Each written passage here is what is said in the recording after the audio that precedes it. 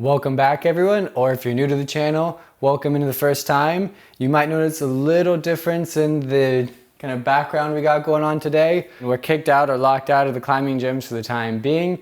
So we're coming to you from my house with a little series that we can do to help get us through this tough time. So the reason why we're making this video is I want to be able to answer a lot of those general questions I get about, when a certain stretch is more appropriate than another. I also want you guys to understand why it's important to stretch and what we're actually doing when we are stretching. I want you to know how that applies to your climbing, and to build on top of that, in this video, you're going to leave with this thinking that developing a stretching routine is actually very simple because the demand of time required is actually much lower than many of us think. So if we want to be the most effective with our stretches, we definitely want to warm up first. That could be spending 5 to 10 minutes on the bike, with a brisk walk, or maybe even a light jog. This is going to help warm that tissue up to prepare us better for the stretching.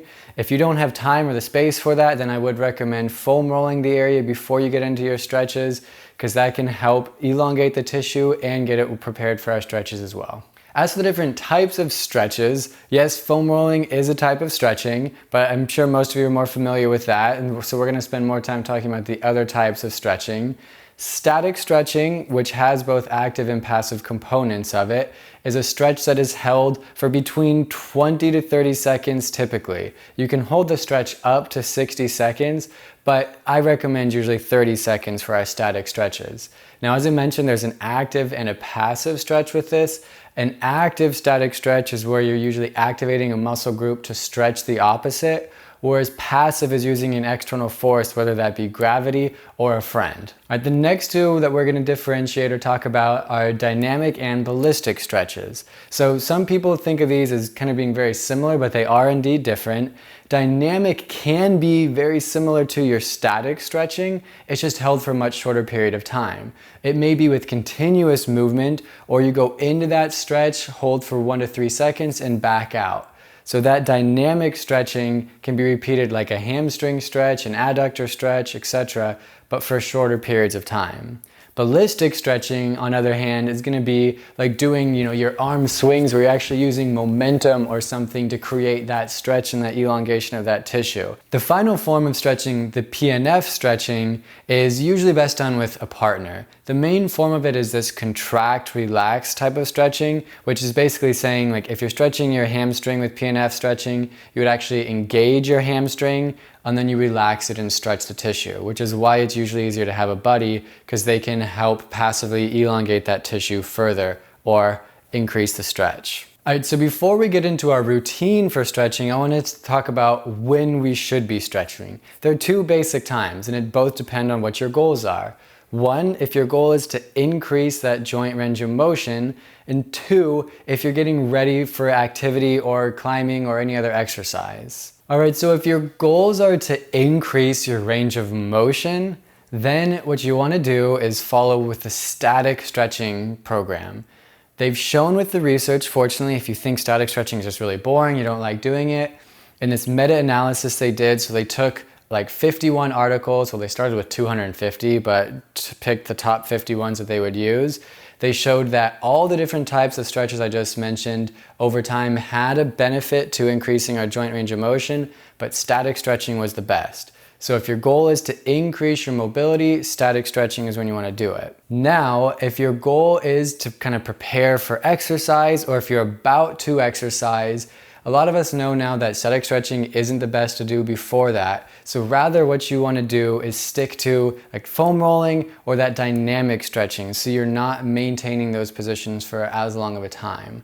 So if you're getting ready to climb, do your little warm up, foam roll, and then you can go into some dynamic stretches before you climb. So one of the reasons why static stretching elongates our tissue better is they actually believe that it decreases the motor neuron excitability. So I know that's kind of complicated, decreased motor neuron excitability, etc., but that's why static stretching is not as good before you exercise. You want to increase that excitability and get everything ready. The reason why static stretching has that benefit is as we decrease that activity, it allows us to enter that deeper stretch. In a sense, the protective mechanisms are turning themselves off when you want that to be ready to go when you're about to climb.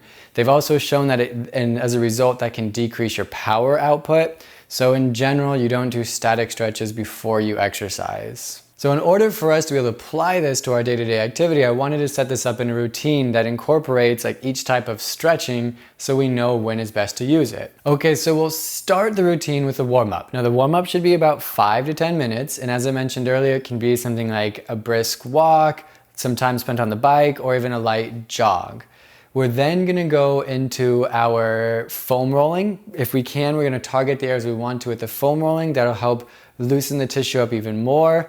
We then go into dynamic stretches. From dynamic, we can go into ballistic, and then we exercise. All right, so it's been 4 hours because we just love climbing that much, and we've done our exercise. We're ready to go for the day, but we don't leave without doing our static stretches because that's what we're gonna finish off with. So we finish with our static stretches, and then we're done for the day. Now, if you have your partner you're climbing with that day, then you can do those PNF stretches before the static stretches at the end. But if you are exhausted and don't have the time, just finish with your static stretching. Now, the big question usually I get is how intense should stretching be? Because there are people who are all over the ballpark with this. Like it should be painful, they should be pushing really hard, it should be light and relaxed and comfortable. Stretching is very subjective. So what we have when we talk about stretching is we have an elastic zone, a plastic zone, and a failure point. So think of it like a rubber band, okay? If you grab a rubber band and you stretch that rubber band out, it immediately recoils. That's when we're talking about that elastic zone, okay? So you stretch the tissue out, or in this case a rubber band, it recoils, that's elastic zone. Now if you think about it, if you really stretch that rubber band out and you hold it there for longer, you may start to get some deformation of it. So the band may not return to that like small little package was before. That's that plastic zone. That's what we're gonna be getting when we do these stretches.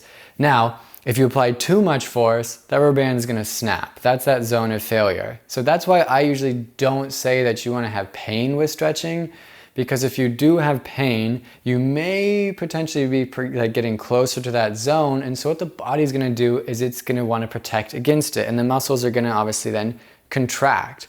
We want those muscles to relax and elongate. So if we're making this really painful, we may actually be contracting some of those muscles rather than letting them relax. Now, if you're very experienced with stretching, you may know that sometimes you get this really great deep stretch that is slightly uncomfortable. If you're very practiced, oftentimes you know what that sensation is and are able to relax in it despite that level. That's okay. But if you're newer and you're thinking that stretching has to be painful to be effective, that is incorrect. Now here's the best news, you guys. Okay, stretching is not the big demand on time that we all may think it is. In fact, in this meta-analysis, which took over 50 papers and looked at all the results, they showed that if you stretch at least 5 days a week for at least 5 minutes total for that week, you're gonna have significant changes in just as little as 4 weeks of doing that. Now, that's not 5 minutes per day per muscle group, that's 5 minutes per week, which would be 1 minute a day on that muscle group. So they showed 5 to 10 minutes total is actually the best, so let's look at that and break it down. If we do a hamstring stretch, 3 sets of 30 seconds, over 5 days, that's 90 seconds a day for 5 days, that's 7.5 minutes. You land in smack down in the middle of what the research says is the best. 7.5 minutes a week, 90 seconds a day per muscle group is all it takes to show results and increased mobility of that joint over 4 weeks. Okay, so just to answer a couple other questions about stretching, one of them is what's actually happening when we're stretching. So there's 2 basic processes. One of them is sarcomerogenesis and the other is decreasing that motor neuron excitability. Basically, that sarcomerogenesis, well, the muscles are made up of sarcomeres. They're all in a line that create our muscle. And when we're stretching, we're actually adding those sarcomeres to the ends of the muscle, which is actually lengthening the muscle over time. The other thing, and why they think static stretching is probably the best, is we get decreased motor neuron excitability. Now, our Golgi tendon organs and our muscle spindles are what act as kind of the protectors for our joint positioning. So if we go to stretch something too quickly, those guys will turn on and protect so that we don't stretch, and then hit that failure point and tear something, right? So with static stretching, we decrease the excitability of those two guys, which allows us to remain in that plastic zone and get those deformations that we need. So that's why static stretching is also better, but those are the two processes, that decreased motor neuron excitability as well as that sarcomerogenesis. So one final question that I get asked oftentimes is, can I stretch acutely irritated or inflamed tissue? So there's two sides of that. Now, if you just injured yourself or if it's been a day or two, then you probably shouldn't be stretching that tissue. Rather, go check out the other video we made about what to do in the first 10 minutes, 10 hours, 10 days, etc. while dealing with a new injury. Otherwise, if you're talking about soreness related to like muscle soreness after a good exercise, or if you're dealing with an injury and it's been like 10 to 14 days, then yes, the research does show that you can stretch that tissue and it can actually help regulate and control the inflammation, which can help with your healing times. Just keep in mind, if you are stretching that tissue and it's a little bit irritated still, use your own subjective levels. Don't make it painful. The stretching should be light and comfortable still. It's not the time to push for more mobility since you're trying to recover from that delayed onset muscle soreness or other. Oh, well, thanks everyone for tuning into this video. You'll see a video or an episode coming out with some more climber specific stretches, some of the things that I like to do before and after climbing. But in this one, I hope it answered all your general questions about stretching, so that way you can start that program today and stay consistent. And until next time, don't forget, train, and repeat. Do you need me here? Can I go around and check my beard real quick? Yeah, go for it. Okay, that's gonna help with our stretching. It's gonna decrease the only one that I didn't love was like the PNF one. It's not my favorite because it really needs a partner. I think I should just stick with the contract, relax part. So, and it lays out when you should be able to do it. That wasn't great. I was like, I didn't love it, and then I was like, I don't even know what I'm gonna go and do next. But it's not gonna get the blood flowing as much as just like a light jog would be. I don't really like it. So in the meta-analysis that I have linked in the profile with this, show notes, it is not as demanding on your time as you think. It really is pretty minimal, and I liked it I liked that start, but then I didn't know what I was trying to do. All right, yeah. Okay, I need to, this isn't, okay. I'll get this. There's gonna be a great one. I really suggest 5 to 10 minutes is the best. Man, okay. We'll get this. I might need some water. Okay, it's gonna work. I'll try again. Darn it, I thought it was good. And sustain the stretch for longer. I didn't like the end. Can we just cut that part out? Well, but that's obvious. I should sound annoying. Nobody wants to hear that. God damn it. This has been Dr. Jason Hooper, Doctor of Physical Therapy, Orthopedic Clinical Specialist, and soon to be Sports Clinical Specialist. What's up? Thanks for joining my crib. I hope you like my blue wall. I painted it myself. I'm gonna go pee. Is this thing still on?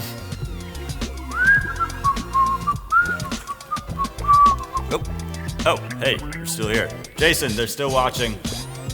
Oh. Heyo. Dude, say something cool so they like the videos and subscribe for more awesome content. Like and subscribe for more super sweet vids, y'all. So lame, dude. I thought it was pretty good.